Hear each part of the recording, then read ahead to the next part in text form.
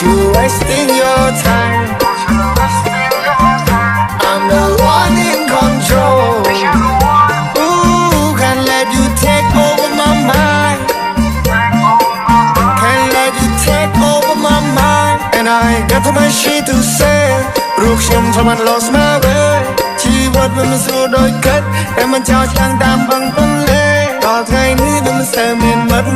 តែខ្ញុំនឹងមិនខូចចិត្តទេព្រោះថាខ្ញុំនេះកំពុងតែភ្ញាក់ខ្ញុំមិនតែតាមញញែទេគាត់ឲ្យចង់ប្រាប់បានស្ដាប់ឬមិនស្ដាប់បានត្រាប់ឬមិនត្រាប់ក៏មិនញ៉ាំវាតម្លៃ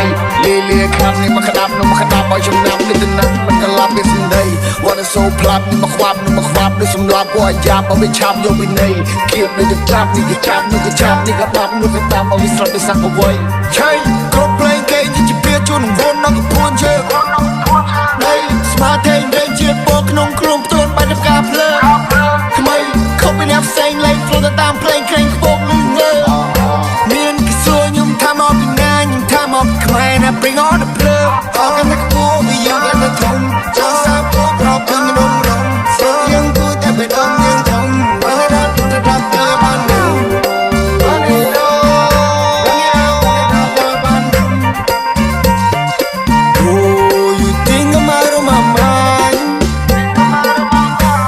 You wasting your time. I'm the one in control.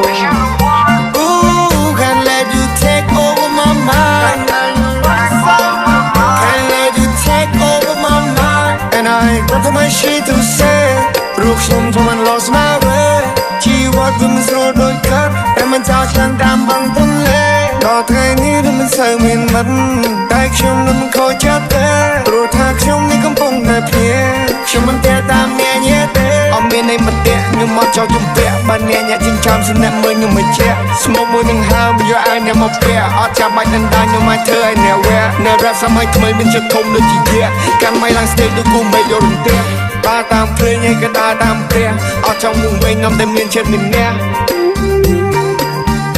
អត់ចង់រស់នៅគុំដល់តែកាពះចង់ធ្វើរឿងដែលត្រឹមត្រូវតម្រូវចិត្តអ្នកផ្ទះបាច់កាន់សិភៅឬមួយវេកផ្ទះធ្វើចុងភៅឬកិច្ចការផ្ទះតាមចិត្តអ្នកតម្រូវបើចង់ថ្ងៃណានឹងឈ្នះ